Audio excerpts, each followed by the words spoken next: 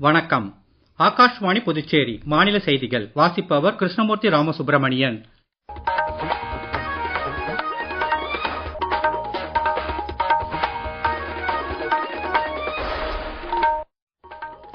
தலைப்புச் செய்திகள். மத்திய பாதுகாப்புத்துறை அமைச்சர் திரு ராஜ்நாத் சிங் இன்று புதுடெல்லியில் இத்தாலிய பாதுகாப்பு அமைச்சருடன் பேச்சுவார்த்தை நடத்தினார். ஸ்ரீநகர் காத்ரா வந்தே பாரத் ரயிலின் நீட்டிக்கப்பட்ட சேவையை மத்திய ரயில்வே அமைச்சர் திரு அஸ்வினி வைஷ்ணவ் இன்று தொடக்கி வைத்தார்.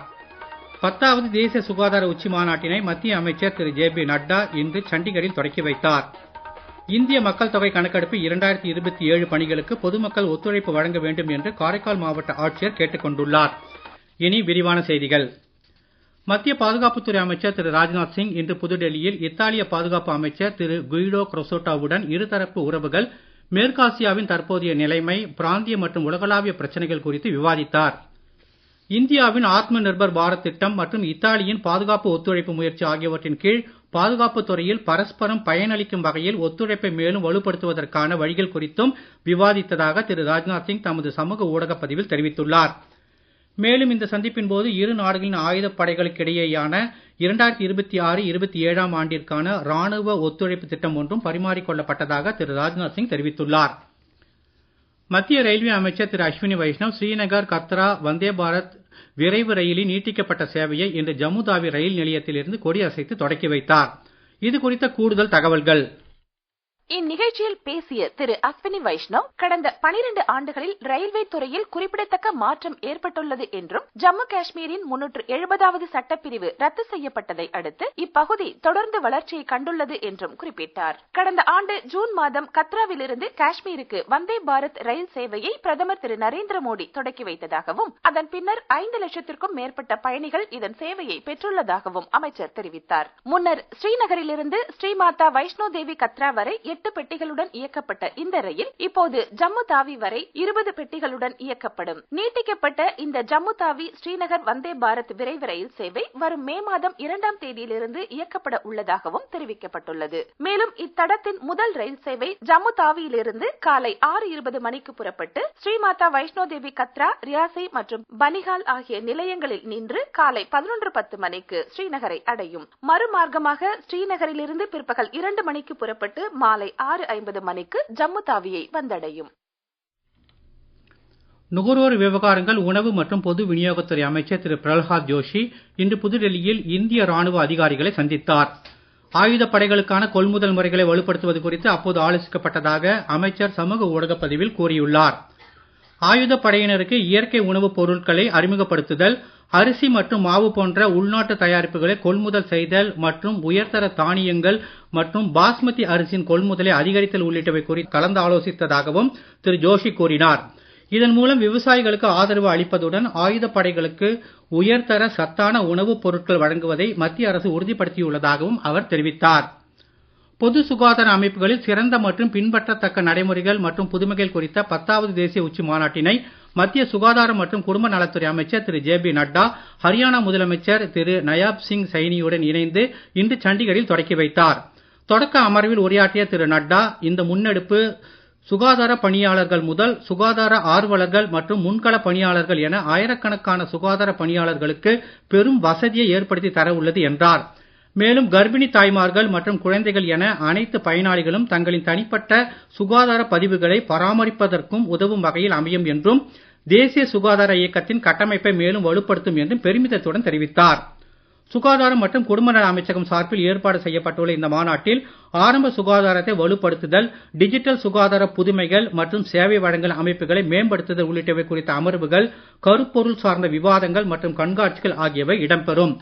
பல்வேறு பொது சுகாதார சவால்களை எதிர்கொள்வதற்காக மாநிலங்கள் மற்றும் யூனியன் பிரதேசங்கள் மேற்கொண்டுள்ள புதுமையான நடைமுறைகளை வெளிப்படுத்துவது, அங்கீகரிப்பது மற்றும் ஆவணப்படுத்துவதே இந்த 2 நாள் உச்சி மாநாட்டின் முக்கிய நோக்கமாகும். 2018ஆம் ஆண்டு ஆயுஷ்மான் பாரத் திட்டம் தொடங்கப்பட்டதிலிருந்து இத்திட்டத்தின் மூலம் 10,74,00,000 குடும்பங்கள் பயனடைந்து வருவதாக சுகாதாரத்துறை தெரிவித்துள்ளது. இந்த திட்டம் கோடிக்கணக்கான ஏழை மக்களின் வாழ்வில் புதிய நம்பிக்கையை ஏற்படுத்தியதோடு அவர்களின் சுகாதார பாதுகாப்பை உறுதி செய்துள்ளதாக மத்திய அமைச்சர் திரு சிவராஜ் சிங் சௌஹான் கூறியுள்ளார்.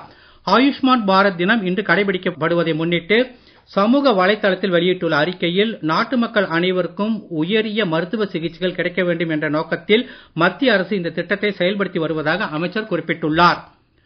சமூகம் மற்றும் பொருளாதார பாதுகாப்பிற்கான அடித்தளமாக காப்பீடு திகழ்கிறது என்றும் இத்துறையின் வளர்ச்சி சீராக உள்ளதாகவும் மத்திய அரசு கூறியுள்ளது. காப்பீடு துறை வளர்ச்சியை பொறுத்தவரை உலக அளவில் இந்தியா 10வது இடத்தில் உள்ளதாகவும் மத்திய அரசு வெளியிட்டுள்ள செய்திக்குறிப்பில் தெரிவிக்கப்பட்டுள்ளது. பொதுத்துறை காப்பீடு நிறுவனங்களின் செயல்பாடுகள் குறித்து நிதி சேவைகள் துறையின் செயலர் திரு நாகராஜு இன்று புதுடெல்லியில் ஆய்வு மேற்கொண்டார். முதலீட்டுக்கான வாய்ப்புகளை அதிகரிக்குமாறும் காப்பீடு திட்டங்களை வடிவமைப்பதில் புதுமையை கையாளுமாறும் காப்பீடு நிறுவனங்களை அவர் கேட்டுக்கொண்டார். காப்பீடு தொடர்பான அனைத்து நடவடிக்கைகளையும் டிஜிட்டல் மயமாக்க வேண்டியது அவசியத்தையும் திரு நாகராஜு வலியுறுத்தினார்.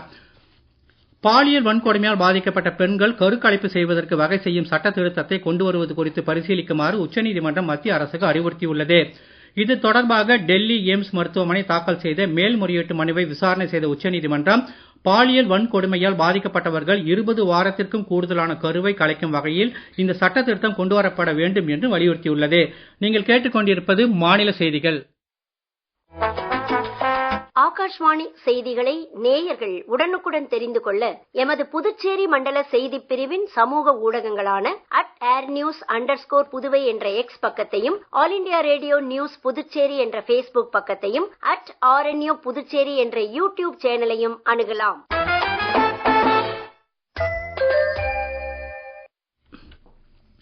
இந்திய மக்கள் தொகை கணக்கெடுப்பு 2027 பணிகளை முன்னிட்டு புதுச்சேரி யூனியன் பிரதேசத்தில் மேற்கொள்ள வேண்டிய நடைமுறைகள் குறித்து காரைக்கால் மாவட்ட ஆட்சியரும் முதன்மை மக்கள் தொகை கணக்கெடுப்பு அதிகாரியுமான திருமதி இஷிதா ராட்டி அறிவிப்பு வெளியிட்டுள்ளார்.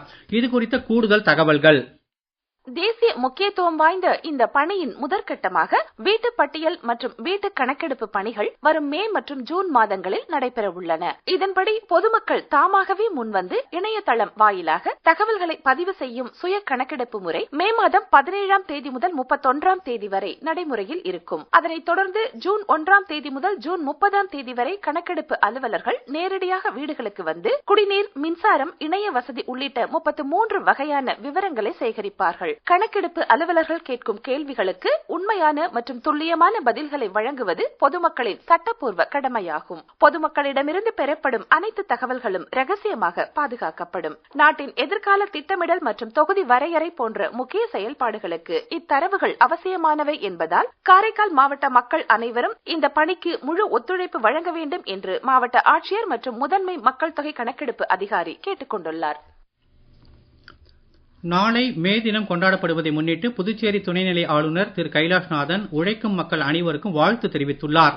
அவர் தமது வாழ்த்துச் செய்தியில் உழைப்பாளர்கள் ஒரு நாட்டின் முதுகெலும்பு போன்றவர்கள் என்றும் பொருளாதார முன்னேற்றத்தின் அச்சாணியாக இருப்பவர்கள் என்றும் கூறியுள்ளார். அவர்களுடைய நலனை, வாழ்வை, வாழ்வாதாரத்தை பாதுகாப்பதில் நம் ஒவ்வொருவருடைய பங்களிப்பும் இருக்க வேண்டும் என்பதையே இந்நாள் உணர்த்துவதாக தெரிவித்துள்ளார். மேலும் உலகமெங்கும் உள்ள உழைக்கும் மக்களின் பெருமை மற்றும் தியாகத்தை பறைசாற்றி அவர்களுடைய உரிமைகளை நிலைநாட்டுவதையே இந்த உழைப்பாளர் தினம் முன்னிறுத்துவதாகவும் திரு கைலாஷ்நாதன் கூறியுள்ளார். உழைக்கும் மக்கள் அனைவரும் எல்லா வளமும் நலமும் பெற்று நல்வாழ்வு வாழ மனதார வாழ்த்துவதாகவும் குறிப்பிட்டுள்ளார். மே தினத்தையொட்டி நாடாளுமன்ற உறுப்பினர் திரு வைத்திலிங்கம் வெளியிட்டுள்ள வாழ்த்துச் செய்தியில் புதுச்சேரி யூனியன் பிரதேச தொழிலாளர்கள் அனைவருக்கும் தமது வாழ்த்துக்களை தெரிவித்துக் கொள்வதாகவும், செய்யும் தொழிலில் திறமையை வளர்த்து தொழிலை நவீனமாகவும் சிறப்பாகவும் செய்து வாழ்க்கையில் மேலும் உயர மக்கள் அனைவரையும் வாழ்த்துவதாகவும் கூறியுள்ளார். இந்தோ திபெத்திய எல்லை காவல் படையில் பணியாற்றி ஜம்மு காஷ்மீரில் நாட்டின் பாதுகாப்பிற்காக தனது இன்னுயிரை ஈந்த பொலாகம் கிராமத்தைச் சேர்ந்த வீரர் பிரேம்குமாரின் நினைவு தினத்தை முன்னிட்டு காரைக்கால் மாவட்டம் TR பட்டினம் அரசு மேல்நிலைப் பள்ளி வளாகத்தில் அமைந்துள்ள அவரது நினைவு சின்னத்தில் மாவட்ட சார்பு ஆட்சியர் செல்வி எம். பூஜா மலரஞ்சலி செலுத்தினார். பிரேம்குமாரின் தியாகத்தை போற்றி நடைபெற்ற இந்நிகழ்ச்சியில் அவரது குடும்பத்தினர் மற்றும் பள்ளி மாணவர்கள், பொதுமக்கள், அரசு அலுவலர்கள் உள்ளிட்டோர் கலந்து கொண்டு மௌன அஞ்சலி செலுத்தினர். உலக டேபிள் டென்னிஸ் சாம்பியன் போட்டியில் மகளிர் பிரிவில் இந்தியா 3-2 என்ற ஆட்டக்கணக்கில் உக்ரைனை வென்றது.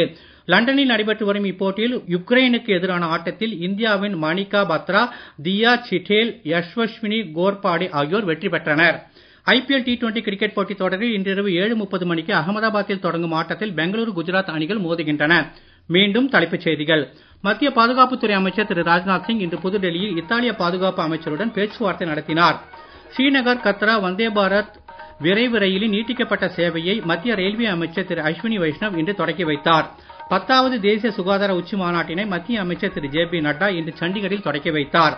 இந்திய மக்கள் தொகை கணக்கெடுப்பு 2027 பணிகளுக்கு பொதுமக்கள் ஒத்துழைப்பு வழங்க வேண்டும் என்று காரைக்கால் மாவட்ட ஆட்சியர் கேட்டுக் கொண்டுள்ளார்.